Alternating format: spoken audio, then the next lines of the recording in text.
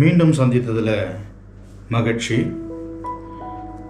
இயேசு 2 முறை அடிக்கப்பட வேண்டும். அதாவது இயேசுவை அடித்து சிலுவையிலே அறைந்தார்கள். அது என்ன 2 முறை அடிக்கப்பட வேண்டும்? ஆமா, இயேசு 2 முறை அடிக்கப்பட வேண்டும். இதுதான் பிதா வைத்த சட்டம், திட்டம். இதுதான் பிதா எழுதின விதி. இந்த செய்தியை கடைசி வரைக்கும் நீங்க கவனிங்க. அவர் அடிக்கப்பட்டதின் ரகசியம், அடிக்கப்பட்டதுனால வந்த விளைவு, ஒரு சின்ன வெளிப்பாடு அடியனுக்கு ஆண்டவர் கொடுத்தது. இஸ்ரவேல் ஜனங்களை வனாந்தரத்தின் வழியாய் மோசே நடத்திட்டு போனார். அது எல்லாரும் உங்களுக்கு தெரியும். வனாந்தரம் என்னன்னா தண்ணி பிரச்சனை வரும், அங்கே தண்ணி கிடைக்காது. அதே பிரச்சனை தான் இஸ்ரவேல் ஜனங்களுக்கு வருது. ஒரு நாள் மோசேவை கர்த்தர் கூப்பிட்டு, அப்பா, அங்க ஒரு கண்மலை இருக்குது, அந்த கண்மலையை உன் கையில் வச்சிருக்கிற கோலால அதை அடி. அந்த கண்மலையை நீ அடிச்சுனா அதுல இருந்து தண்ணீர் புறப்பட்டு வரும். அந்த தண்ணீரை வச்சு இந்த ஜனங்களுடைய தாகத்தை, மிருக ஜீவன்களுடைய தாகத்தை நீ தீர்த்துக்கொள்ளுன்னு சொல்றார். அதே மாதிரி மோசேவும் போறார். ஓரேப்ல ஒரு கண்மலை இருக்கிறது, அந்த கண்மலையை அடிக்கிறார். அதுல இருந்து தண்ணீர் புறப்பட்டு வருது, ஜனங்களுடைய தாகம் தீர்க்கப்பட்டது. எனக்கு அன்பானவர்களே, கண்மலைன்னா யார்? கண்மலை அப்படின்னு சொன்னா அது வெறும் மலையா? இல்ல, வசனம் சொல்கிறது அந்த கண்மலை கிறிஸ்துவே. அதுதான் ஆண்டவராகிய இயேசு கிறிஸ்து. எனக்கு அன்பானவர்களே, நான் செய்தியினுடைய முன்பாகவே சொன்னது போல இயேசு 2 தடவை அடிக்கப்பட வேண்டும். ஒன்று பழைய ஏற்பாட்டு காலத்துல, இன்னொன்று புதிய ஏற்பாட்டு காலத்துல. பழைய ஏற்பாட்டு காலத்துல இயேசு தன்னுடைய ஜனங்களுக்காக அடிக்கப்பட்டார். அதாவது கண்மலையாகிய கிறிஸ்து ஜனங்களுடைய தாகத்தை தீர்ப்பதற்காக அவர் அடிக்கப்பட்டார். புதிய ஏற்பாட்டு காலத்துல இயேசு இந்த உலகத்தில் இருக்கிற அத்தனை ஜனங்களுக்காகவும் அடிக்கப்பட்டார்.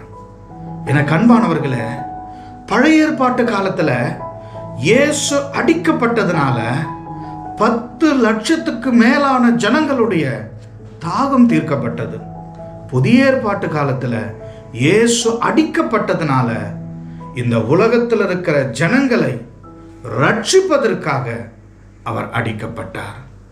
எனக்கு அன்பானவர்களே, பழைய ஏற்பாட்டு காலத்தில் அவர் அடிக்கப்பட்டது தன் சொந்த ஜனங்களாகிய இஸ்ரவேலருக்காக அடிக்கப்பட்டார்.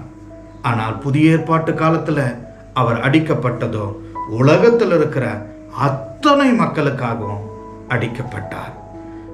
பழைய ஏற்பாட்டு காலத்தில் அவரை அடித்த பொழுது அதுல இருந்து தண்ணீர் புறப்பட்டு வந்தது.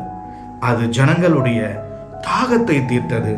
புதிய ஏற்பாட்டு காலத்திலேயோ இயேசுவை அடித்த பொழுது, ஈட்டினால் குத்தின பொழுது அவருக்குள் அதே தண்ணீரும் இரத்தமும் வந்தது. அந்த தண்ணீர் ஜனங்களுடைய தாகத்தை தீர்த்தது. இந்த தண்ணீரோ, இந்த இரத்தமோ உலகத்தில் இருக்கிற அத்தனை ஜனங்களையும் ரட்சிக்க வல்லமை உடையதாய் மாறினது.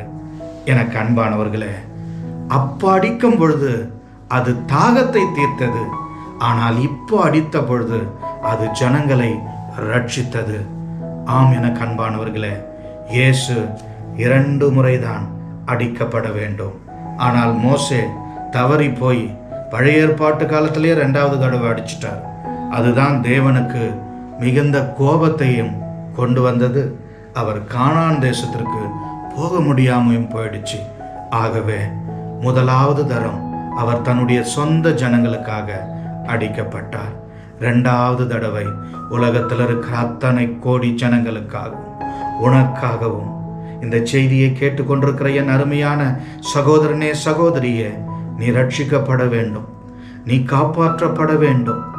நீ இந்த பாவத்திலிருந்தும் சாபத்திலிருந்தும் விடுதலை அடைய வேண்டும் என்பதற்காக இயேசு அடிக்கப்பட்டார். இயேசு அடிக்கப்பட்டார். அவர் அடித்ததின் மூலமாய் அவருடைய இரத்தம் தண்ணீர் வழிந்தோடி உலகத்தில் இருக்கிற அத்தனை மனிதர்களுடைய பாவங்களையும் ரட்சிக்க அவருடைய இரத்தம் இன்றும் உனக்காக காத்து கொண்டிருக்கிறது.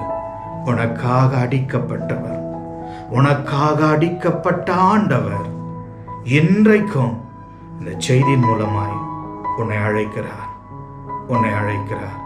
என் மகனே, என் மகளே, உனக்காக உனக்காக நான் அடிக்கப்பட்டிருக்கிறேன். உன்னை நான் நேசிக்கிறேன். நீ இன்னும் எத்தனை நாள் என்னை வெறுப்பாய்? இன்னும் எத்தனை நாள் என்னை விட்டு விலகி இருப்பாய்? உனக்காக இந்த பூமியில நான் வந்து அடிக்கப்பட்டேன். காரணம் உன்னை ரட்சிக்க. உன்னை ரட்சிக்க இன்றைக்கு உன் வாழ்க்கையை இயேசுவினிடத்தில் கொடு. அவர் உன் வாழ்க்கையை மாற்ற வல்லவர். God bless you. God bless you all.